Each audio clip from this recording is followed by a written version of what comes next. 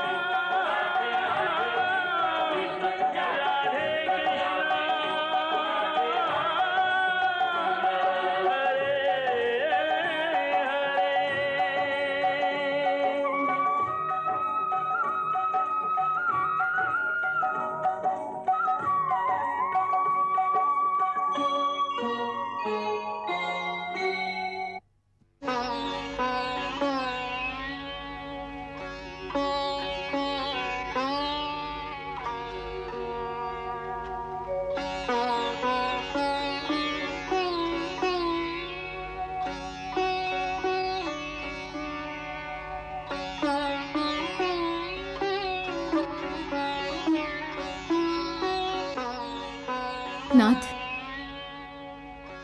आता मला निरोप द्या। कुठे निघाली आहेस?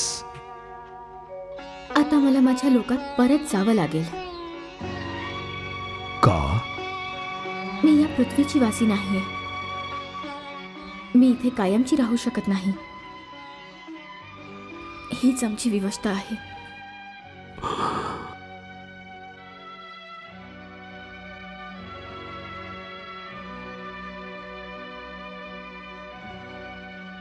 आणि हे बाळ?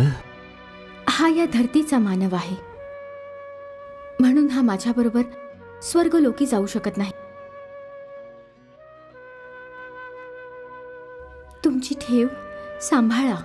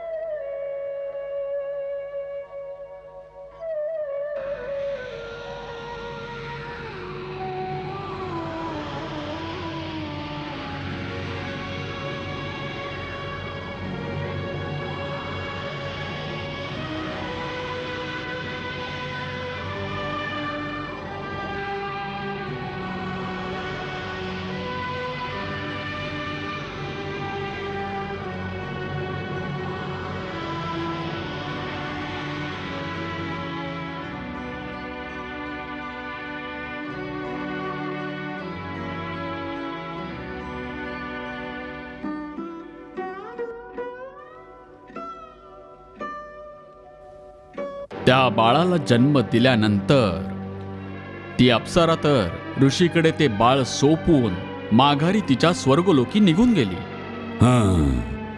तिच्या जाण्याने ऋषीला इतकं दुःख झालं की त्याने पुन्हा वैराग्य स्वीकारलं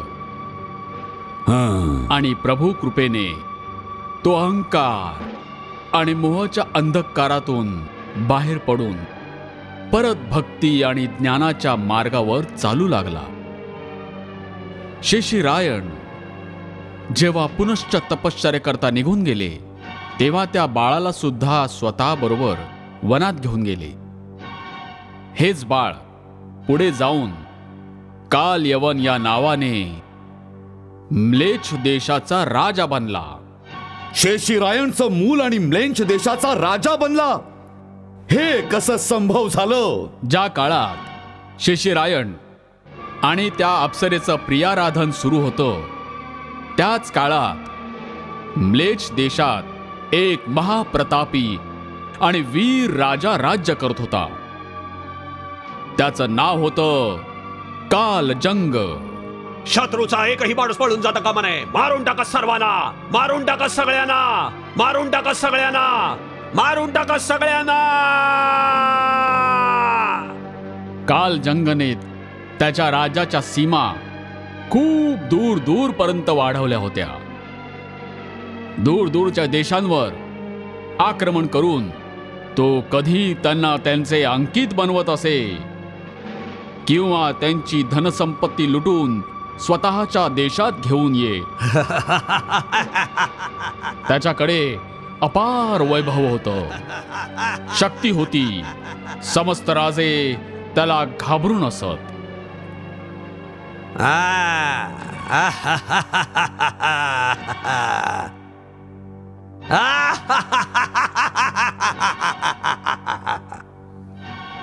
बाहेरून तो अतिशय प्रसन्न दिसत असे. आपल्या अगणित संपत्तीचा आनंद उपभोगण्यासाठी नित्य भोग विलासात दंग देखील असायचा.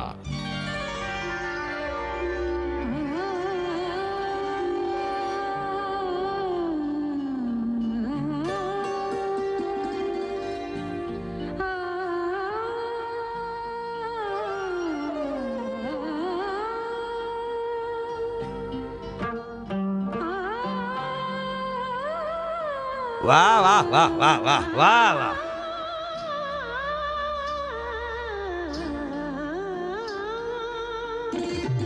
वा वा वा वा वा.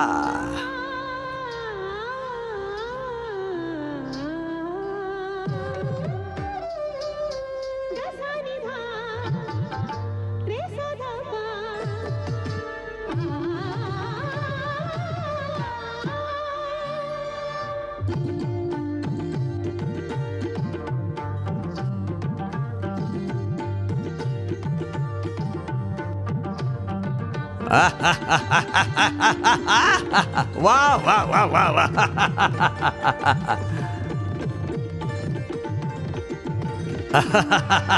वा वा.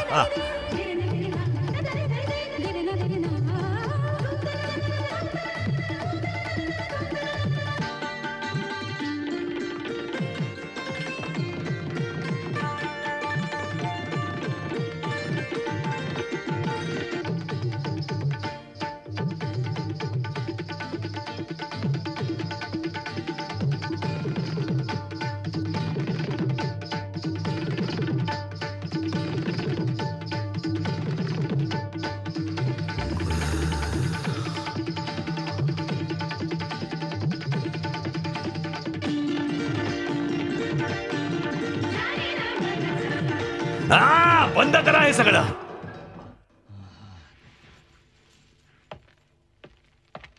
हे सर्व काही त्याच्यापाशी होतं, परंतु अंतःकरणामध्ये तो आनंदी नव्हता.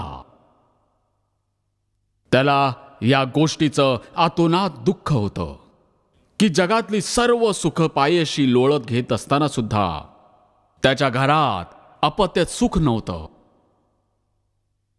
मूल नसण्याचं दुःख एखाद्या काट्यासारखं त्याच्या मनात निरंतर सलत राहायचं. त्यामुळे अनेकदा तो अचानकच उदास होऊन जात असे.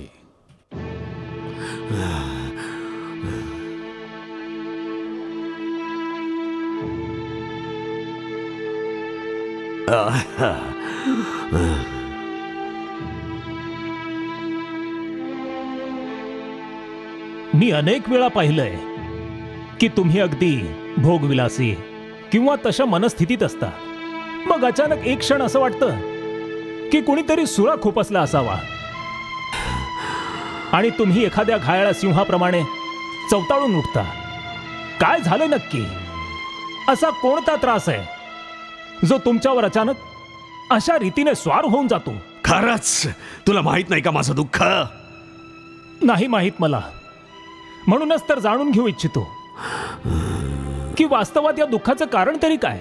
दुःख आहे मला ठाऊक आहे. नशिबाने माझी थट्टा केली आहे मला ठाऊक आहे. परंतु माझ्या बरोबरच हे असं का घडलं? त्याचं कारण काय आहे? मला ते कारण जाणून घ्यायचं आहे. मी माझ्या नशिबाला विचारू इच्छितो की मला तू इतकं सगळं दिलंस, धन दौलत, मान प्रतिष्ठा, इतकं मोठं साम्राज्य, सगळं काही दिलंस, पण मला एक मूल का नाही दिलंस जो माझ्या इतक्या मोठ्या वैभवाचा, माझ्या इतक्या विशाल साम्राज्याचा वारस ठरला असता? मला विचारायचं आहे नशिबाला की माझ्यानंतर हा महाल, हे वैभव, हे शाही खजिने, हे राजसिंहासन व राजमुकुट या जनतेला आणि भिकाऱ्यांना वाटून टाकायचेत का? मी या थट्टेचं कारण जाणू इच्छितो माझ्या नशिबाकडून. आहे कोणी? आहे कोणी याचं उत्तर देऊ शकणारा? आहे कोणी? हो आहे. कोण? चला माझ्या बरोबर. कुठे? थोडं दूर जावं लागेल. 4 दिवसांचा प्रवास आहे. आनंदगिरी पर्वताच्या एका गुहेमध्ये एक बाबाजी राहतात. त्यांना पुढे घडणाऱ्या गोष्टी आणि मागे घडून गेलेल्या घटना हातावरच्या रेषा पाहूनच प्रत्यक्ष दिसू लागतात. तेच तुमच्या या प्रश्नाचं उत्तर देतील. येता मग माझ्या बरोबर? जरूर येईन. या प्रश्नाचं उत्तर मिळवण्याकरता मी जगाच्या कानाकोपऱ्यात देखील जायला तयार आहे.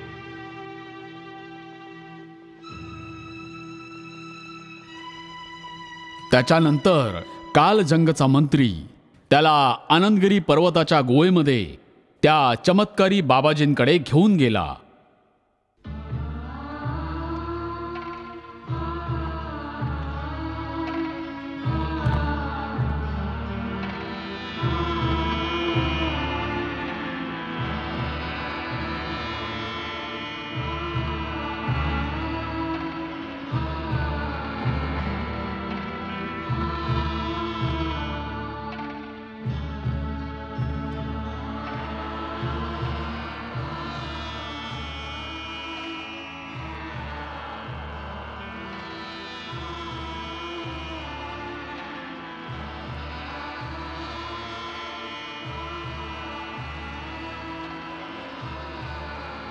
भगवंताच्या दया आणि कृपादृष्टीवर कधीही नाराज होऊ नये बाळा.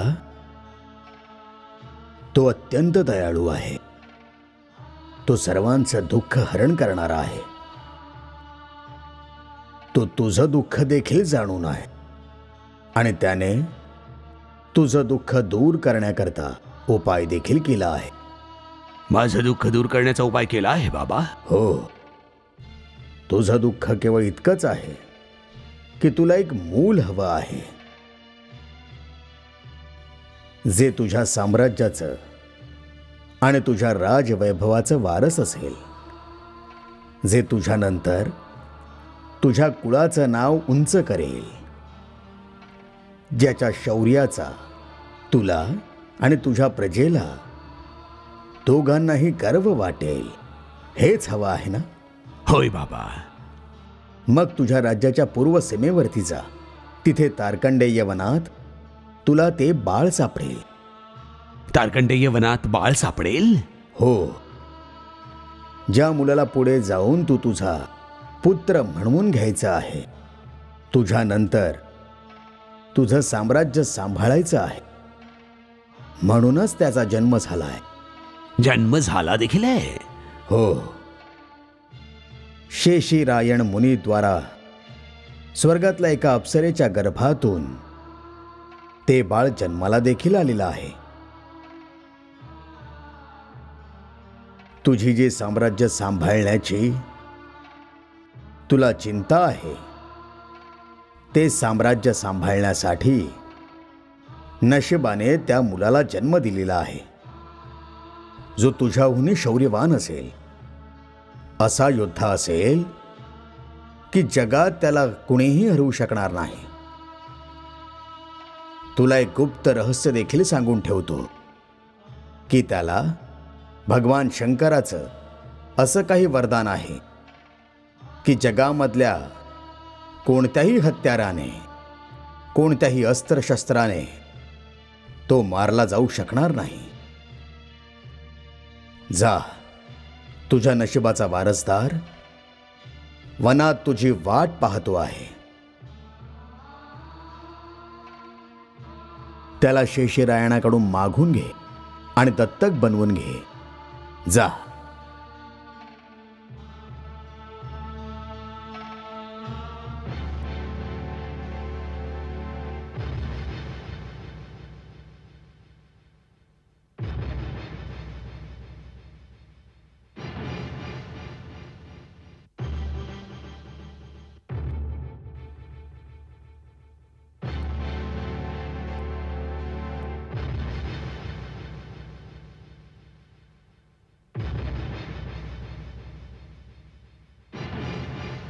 किती सहजपणे तू हे म्हटलंस की हे बाळ मला देऊन टाक. पण हा नाही विचार केलास की आपल्या काळजाचा तुकडा दुसऱ्या कुणाला देणं अजिबातच सोपं काम नाहीये. मला ठाऊक आहे, आपल्या मुलाला स्वतःपासून वेगळं करणं किती दुःखदायक असू शकतं. पण असं केल्याने जर मुलाचं भलं होणार असेल तर मनुष्य हे दुःख सुद्धा सहन करू शकतो. स्वतःच्या मुलाचं भलं जे त्याचे माता पिता करू शकतात, ते कुणी दुसरं नाही करू शकत. या छोट्याशा बाळाला पितृप्रेमापासून वंचित करून टाकणं, यात त्याचं काय भलं होणार आहे? खूप भलं होऊ शकतं यांचं. हे महात्मा, तुम्हाला ठाऊक नाही, हे जे तुमच्याकडे या बाळाला देण्याची मागणी करतायत, ते एक चक्रवर्ती सम्राट आहे, ज्यांच्या पुढे मागे शेकडो राजे महाराजे हात जोडून उभे राहतात.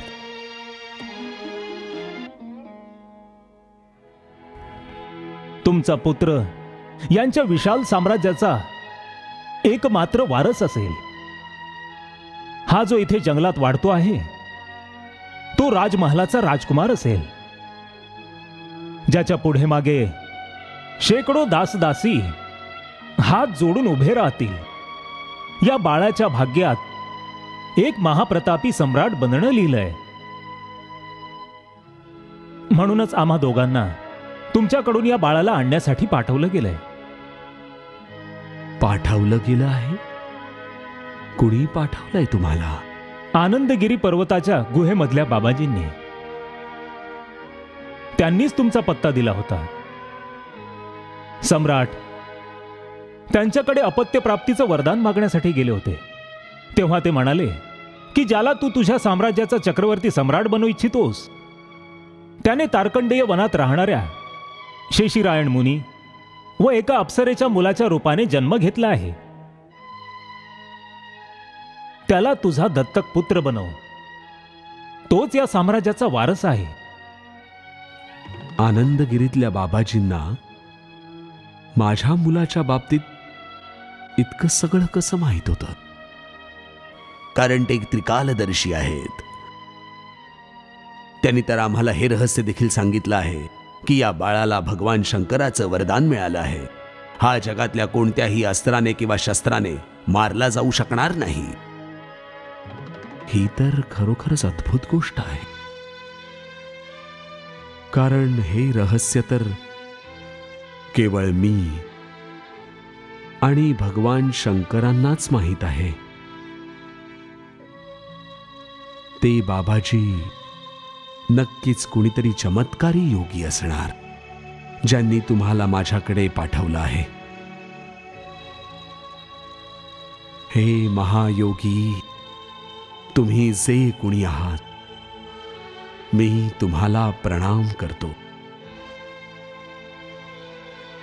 आणि तुमच्या बोलण्याला एक दिव्य आदेश मानून, त्या आज्ञेचा मान राखून माझ्या मुलाला यांच्याकडे सोपवतो.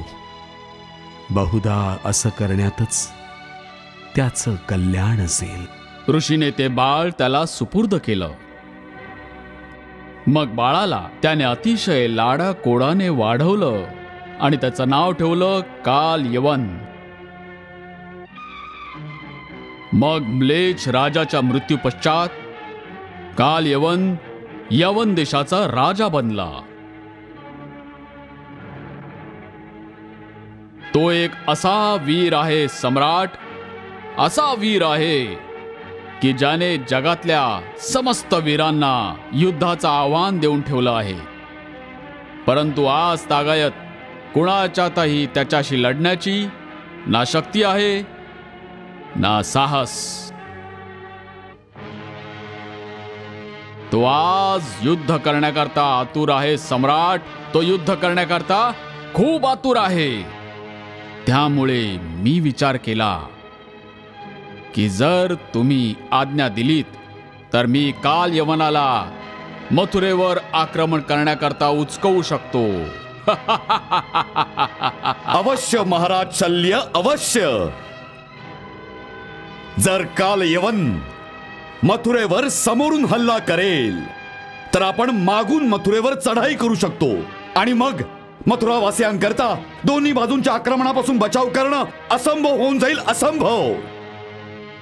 महाराज शल्य, तुम्ही आजच यवन देशाच्या दिशेने कूच करून काल यवनाकडे आमच्या मैत्रीचा संदेश घेऊन जा. त्यांना सांगा की जर जरासंध आणि काल यवनाचं सामर्थ्य एकत्र आलं तर या धरतीचं राजनैतिक चित्रच पालटून जाईल. हो सम्राट, हो.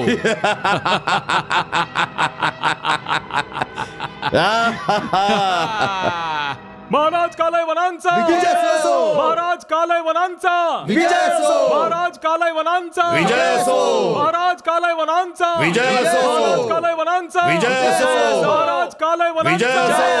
महाराज कालय वनांचा, महाराज कालय वनांचा, महाराज कालय वनांचा, महाराज कालय वनांचा, महाराज कालय वनांचा, महाराज कालय वनांचा, महाराज कालय वनांचा, महाराज कालय वनांचा, विजय असो.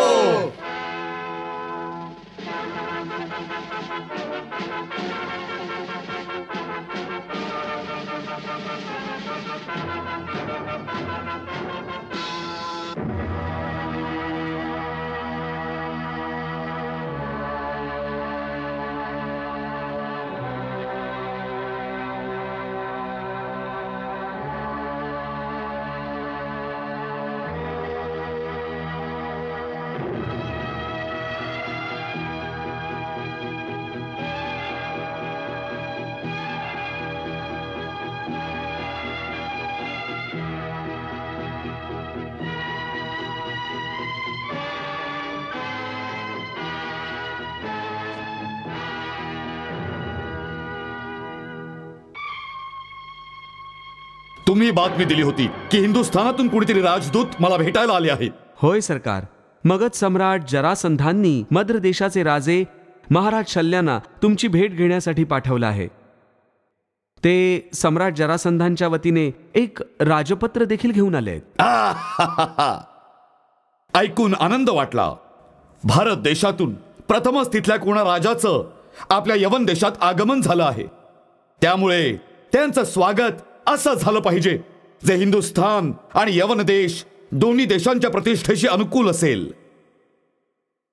आपल्या वतीने आज रात्री त्यांच्यासाठी राजमहालात मेजवानीचं आयोजन केलं जावं. होय सरकार.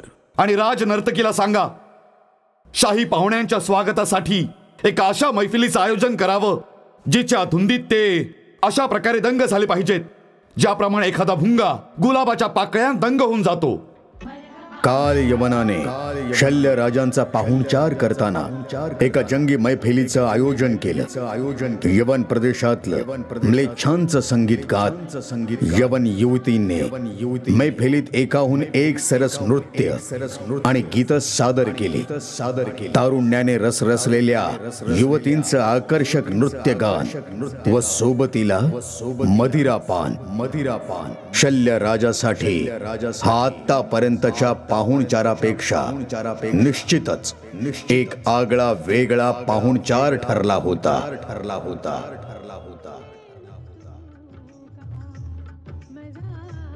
काल यवन व शल्य दोघेही त्या नृत्य गायनाला मनापासून दाद देत होते. शल्य राजांसारख्या एका हिंदू राजाने आपल्याच देशातल्या दुसऱ्या राजाला नामोहरण करण्यासाठी यवनांचं सहाय्य घेऊन त्यांना हिंदुस्थानात येण्याकरिता पाय घड्या अंथरले.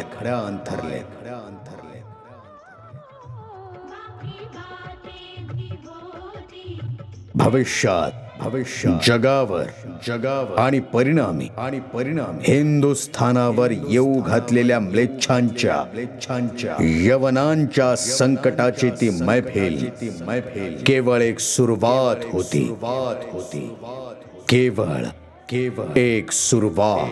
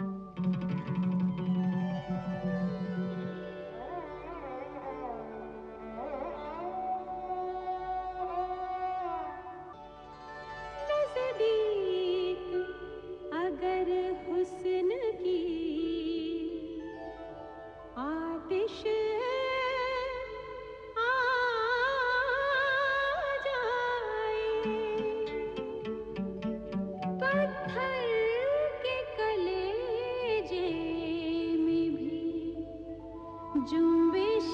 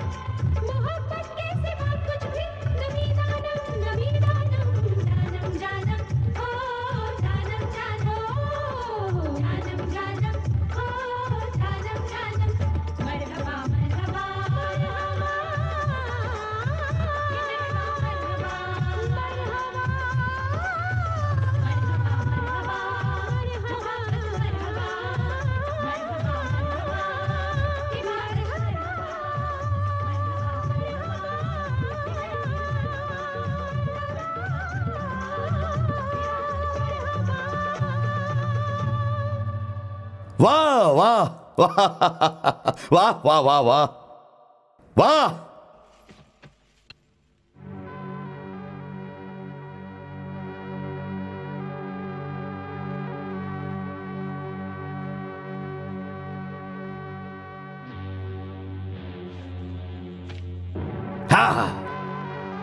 या पत्राने मला संपूर्ण परिस्थिती पूर्णपणे ज्ञात झाली आहे. अतिशय आश्चर्याची गोष्ट आहे की केवळ एकट्या कृष्णाने तुमच्या अनेक अक्षोहिणी सेनेचा विनाश केला. आणि तेही केवळ एकदा नाही, 17 वेळा असं केलं आहे. 17 वेळा? हो. वाह, तो खरंच इतका वीर आणि पराक्रमी योद्धा आहे का? प्रश्न केवळ शौर्याचा नाहीये, कारण आमच्या जवळ देखील शूरवीरांची कमतरता नाहीये. तरी मग त्याच्याजवळ काहीतरी दिव्य शक्ती आहे. हा, दिव्य शक्ती तर तुम्हा लोकांकडेही आहे. स्वतः सम्राट जरासंधांकडेही कितीतरी दिव्य अस्त्रे आहेत. परंतु कृष्णाकडे एकच अस्त्र असं आहे, त्याचं सुदर्शन चक्र, जे बाकी सर्व अस्त्रांना निष्प्रभ करून टाकतं. जेव्हा सुदर्शन चालून येतं तेव्हा सर्व दिव्य अस्त्र त्याला नमस्कार करून मागे हटतात. कुणी जरी सुदर्शनाच्या पुढ्यात उभा राहिला तर सुदर्शनाद्वारे विष्णू त्याचं डोकं उडवून टाकतो. त्यामुळे कुणीही योद्धा त्याच्या समोर उभा देखील राहू शकत नाही. फक्त हेच कारण आहे आमच्या वारंवार होणाऱ्या पराभवाचं. आणि हेच कारण आहे मला तुमच्याकडे पाठवण्यामागचं. कारण अखिल विश्वात तुम्हीच एक आहात जे युद्धात त्याचा सामना करू शकाल, जे युद्धात त्याचा सामना करू शकाल.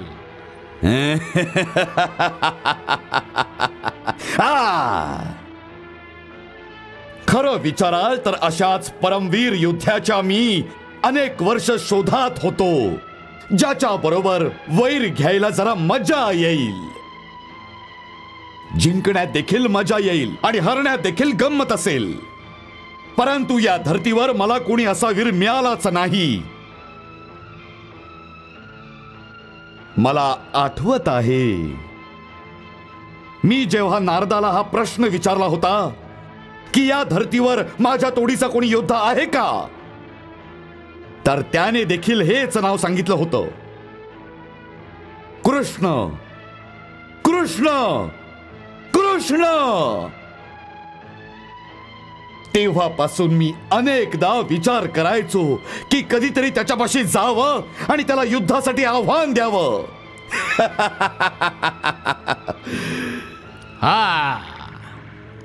आणि तुम्ही लोक स्वतःच ती संधी माझ्या पुढ्यात घेऊन आलात. परंतु परंतु परंतु काय? परंतु हे की ज्या सुदर्शन चक्राचा तुम्ही उल्लेख केला आहे, त्याचा तोड माझ्यापाशी आहे की नाही हाच विचार करतो आहे. याचा तोड तिन्ही लोकात कुणापाशीही नाही. परंतु मग युद्ध कसं व्हावं, तो तर माझं शिर थडा वेगळं करेल. नाही, तुमचं शिर सुदर्शन देखील नाही कापू शकत. ते कसं काय? भगवान शंकरांच्या वरदानामुळे. तुमच्या वडिलांना भगवान शंकरांनी 2 वर दिले होते. पहिला हा की या जगात कुणीही योद्धा कोणताही अस्त्र किंवा शस्त्राने तुमची हत्या नाही करू शकणार. त्यामुळे सुदर्शन चक्र देखील काही वाकडं करू शकत नाही. वा.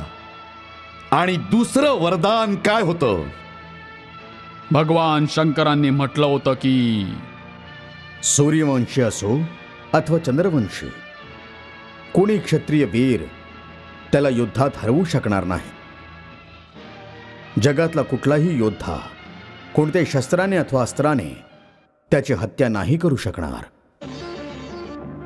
कृष्ण तसा तर गोकुळात वाढला आहे, परंतु त्याचा जन्म मथुरेत झाला होता. त्यामुळे तो माथुर आहे. हेच कारण आहे कृष्ण तुम्हाला युद्धात कधीही हरवू शकणार नाही.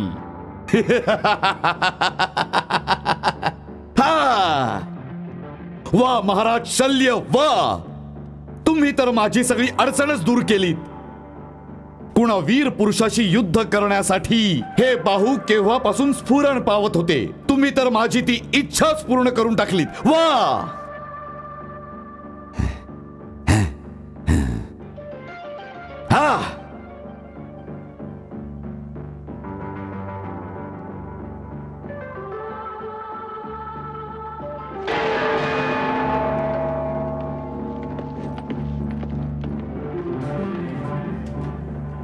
सेनापती, 2 दिवसांच्या आतच आपली सेना हिंदुस्थानसाठी कूच करेल. लांबचा प्रवास आहे, त्यामुळे सैन्यात केवळ घोडेस्वार आणि उंटस्वारच असतील. मार्गात वाळवंट देखील पार करायचं आहे, त्यामुळे खाण्यापिण्याची संपूर्ण व्यवस्था असली पाहिजे.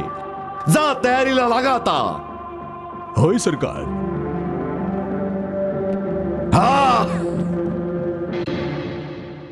तुमची वाणी खरी ठरली प्रभू, खरी ठरली. काल यवन मथुरेवर आक्रमण करण्यासाठी त्याचं सैन्य घेऊन निघाला आहे.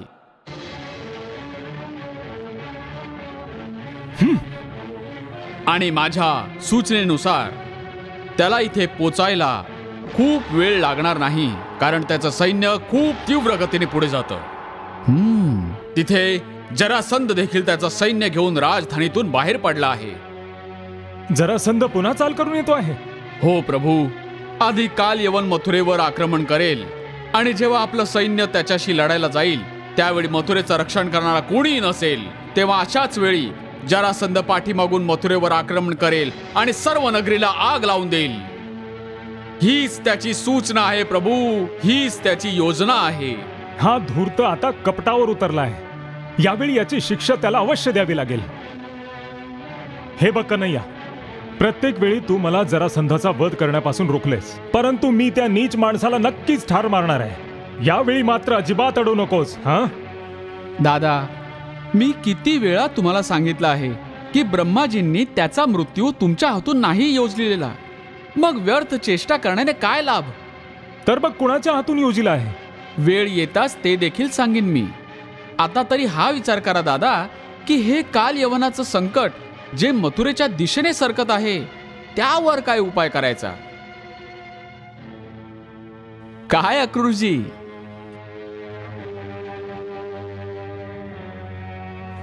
प्रभू, हे तुम्ही मला विचारत आहात?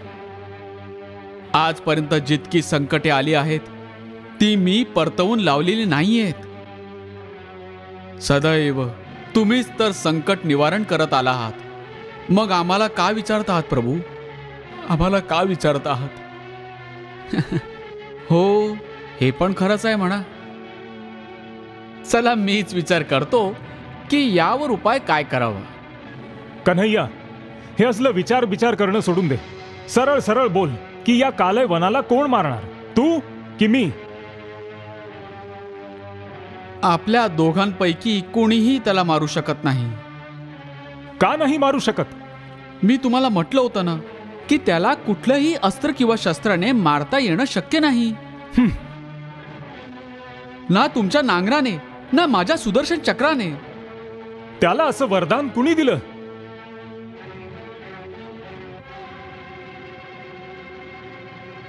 माझे प्रभू भोलेनाथ भगवान शिवशंकरांनी. त्यामुळेच आपल्याला त्यांच्या वरदानाचा मान तर ठेवावाच लागेल. त्यांचा वरदान होता की कुणीही योद्धा कोणतेही अस्त्र अथवा शस्त्राने त्याची हत्या नाही करू शकणार. त्यामुळे युद्धात त्याच्या विरुद्ध जिंकणं असंभव आहे. मग आता काय होईल? त्याच्याशी युद्धात जिंकू शकत नाही तर मग त्याला कपटाने मारायचं? चिंता करू नका बलराम दादा, आपल्याला कपटाने मारायची आवश्यकता नाहीये. कारण त्याला आपण नाही कोणीतरी दुसराच मारणार आहे. बस माझं एवढं म्हणणं मान्य करा की जेव्हा तो मथुरेला वेढा घालेल तेव्हा त्याच्याबरोबर युद्ध करण्यासाठी मला एकट्यालाच जाऊ द्या. एकट्यालाच? म्हणजे मी सुद्धा बरोबर यायचं नाही? नाही बलराम दादा, तशाने सर्व योजनाच बिघडून जाईल. हे काम तेव्हाच होऊ शकेल जेव्हा मी एकटाच जाईन. तुझा हा तर्क माझ्या समजण्या पलीकडचा आहे. हे बघा, भगवान शंकरांच्या वरदानानुसार आपण तर त्याला मारू नाही शकत आणि ना युद्धात त्याला हरवलं जाऊ शकतं. हो, मग? तर मग आपल्याला कुणा अशा पुरुषाचा शोध घेतला पाहिजे जो युद्ध न करताच त्याला मारू शकेल. आणि अशा पुरुषाचा मी शोध घेतला आहे. कोण आहे तो? महाराज मुचुकंद. मुचुकंद? मुचुकंद कोण? ते त्रेतायुगात इक्ष्वाकू वंशाचे एक परम प्रतापी आणि परम शूरवीर राजे होते. ते त्रेतायुगात होते, मग या द्वापर युगात त्यांचा आपल्याला काय उपयोग?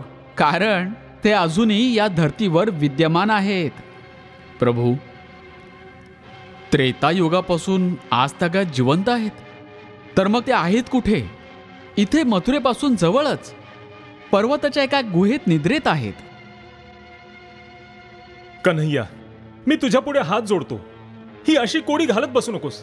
खरं खरं सांग, ही तुझी काय लीला आहे? ही माझी लीला नाहीये बलराम दादा, ही तर इतिहासातली गोष्ट आहे. ऐका. एक वेळ होती जेव्हा देवासूर संग्रामात देवता हरत होते. तेव्हा देवराज इंद्राने पाहिलं की त्यावेळी धर्तीवर इक्ष्वाकू वंशाचे एक राजे होते, महाराज मुचुकंद. ते परम प्रतापी आणि परम शूरवीर होते, ज्यामुळे ते या धर्तीवर चक्रवर्ती सम्राट बनले होते. जेव्हा इंद्राने त्यांचं सहाय्य मागितलं तेव्हा त्या महाप्रतापी राजाने इंद्राच्या विनंतीला मान देऊन त्या युद्धात देवतांच्या बाजूने भाग घेतला. महाराज मुचुकंदांनी त्या संग्रामात असुरांविरुद्ध घोर युद्ध केलं.